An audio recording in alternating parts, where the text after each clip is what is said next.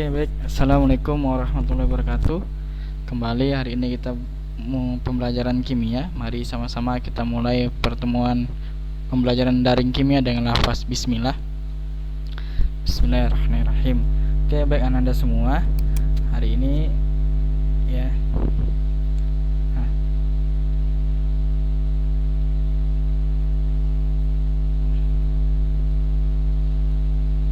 Oke, baik. Sebentar. Nah, oke, baik. Hari ini kita masuk ke pembelajaran tentang masih sifat koligatif ya. Tapi hari ini kemarin kita sudah belajar fraksi mol. Ini sudah, ini juga sudah. Hari ini kita masuk yang ini ya. Nih, tentang tekanan osmotik larutan ya. Oke.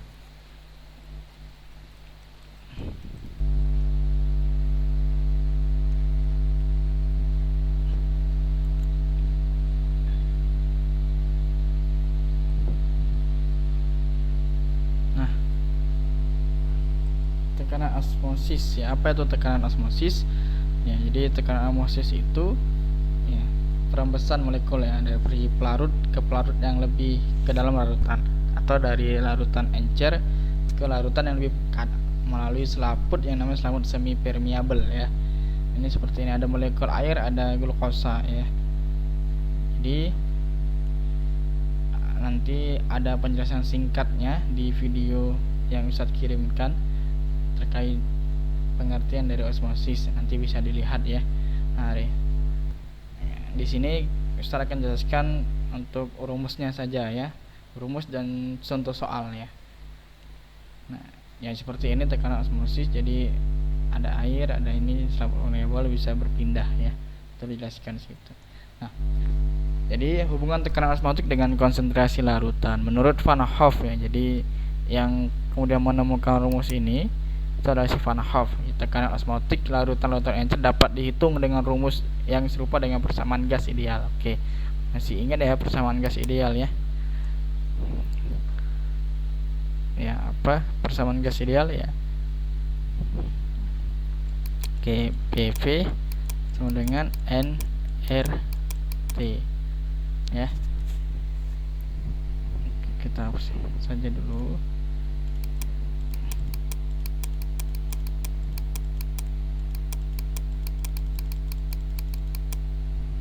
Oke, kita persamaan gas ideal itu adalah PV nRT ya. PV nRT ya. Sini ya. Tapi di sini tekanannya digantikan tekanan osmotik. Tekanan osmotik itu lambangnya ini ya. Ya, lambangnya ini seperti V dari matematika ya.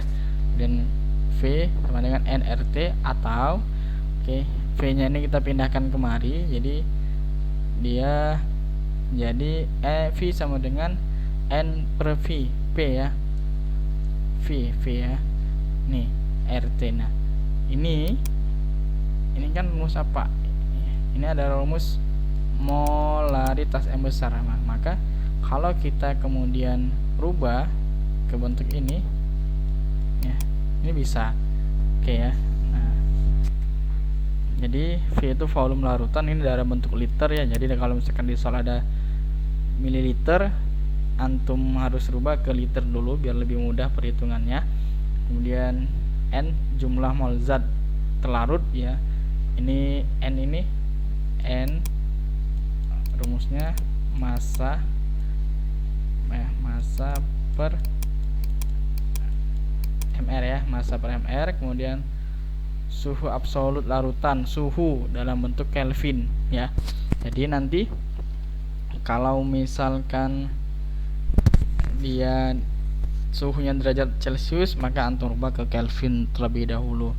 Nah, tetapan gasnya R ya. Ini tetapan konstanta sudah ditentukan di soal 0,08205 ya. Atau biasa kita gunakan 0,082 saja boleh ya. Itu penjelasan terkait rumusnya. Kita masuk ke contoh soal. Contoh soal tekanan osmotik larutan glukosa 0,03 molar pada suhu 29 derajat Celcius. Tentukan V-nya ya, tekanan osmotik ini. Nah, maka kita jawab ya. M-nya sudah ada. Kemudian suhunya ini kita rubah dulu ke Kelvin. Berarti ini dia ditambah 273 ya. Oke, ini dianya. Oke. Kemudian ini tetapan, masukkan ke rumus, langsung dapat hasilnya. Oke, gampang ya. Kita masuk lagi ke contoh soal kedua. Nah, contoh soal kedua, sebuah larutan terbuat dari 1,14 gram sukrosa. Sukrosa itu lambangnya, rumus kimianya C12H22O11 dengan Mr massa molekul nih 342 yang dilarutkan ke dalam air yang volumenya 500 ml pada suhu derajat Celcius. Tentukan berapa tekanan osmotik dari larutan. Nah, baiknya, mari sama-sama kita kerjakan.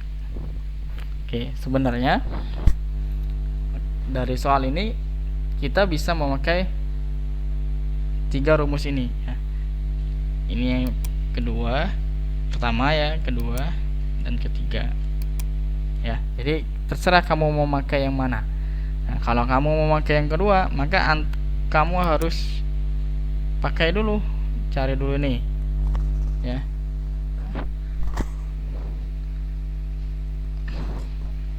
Oke, tapi dari ini Ustadz pakai yang pertama biar langsung saja ya. Ustadz pakai yang pertama, maka yang harus kita cari tentukan terlebih dahulu apanya? Ya, kalau misalkan volumenya udah diketahui, R-nya juga diketahui, T-nya udah diketahui. Berarti kita tinggal mengubah volume yang mililiter ini harus dirubah ke liter ya. Kemudian yang ini harus dirubah ke Kelvin. Nah, sudah ya. Kemudian yang N-nya, kita cari dulu N. N-nya mana kan gitu ya. N siapa? N dari sukrosa. Maka N dari sukrosa itu nih massa per mr. Massa sukrosa yang mana? Massa sukrosa yang ini ya, massanya ini 1,14 gram, mr nya ini sudah kita masukkanlah ini kemari, kita bagikan maka 0,0033 mol sudah dapat. Kalau sudah pakai yang pertama, maka masukkan rumusnya V sama dengan nRT ya. Maka V-nya kali volume 0,5. Kenapa 0,5 liter? Ini 500 ml dirubah ke liter di 0,5 liter dibagi 1000 ya. Kemudian N-nya masukkan ini ya. Kemudian 0,082 ini tadi sudah ketentuan. Kemudian T suhu 300 derajat ini ditambah 273 ya. Sudah. Kemudian V sama dengan ini pindah. Ini dia jadi rumus yang kedua ya, dia pindah ya kan. Nah, kemudian pindah lalu jadi 0,16 atm ya. Jadi itu ya penjelasan terkait contoh soal yang kedua. Oke, selanjutnya ini kita ada latihan soal, 2 latihan saja. Soal yang pertama, coba kita lihat sejenak ya. Sebanyak 3 gram urea, mr nya 60 gram per mol, dilarutkan dalam air sehingga volumenya menjadi 500 ml. Hitunglah tekanan osmotik larutan pada suhu 27 derajat Celcius. Nah, ini sama dengan yang pertama ya. Ini sudah diketahui semua. Yang kedua, bila tekanan osmotik darah manusia pada suhu 30 derajat Celcius adalah 7,7 atm. Nah, yang kedua soalnya agak beda, ini saya balik ya. Artinya tekanan osmotiknya ini yang diketahui. Oke. Nah, ini tekanan osmotik diketahui. Berapa gram glukosa yang diperlukan untuk membuat 500 ml larutan cairan infus yang isotonik dengan darah ya.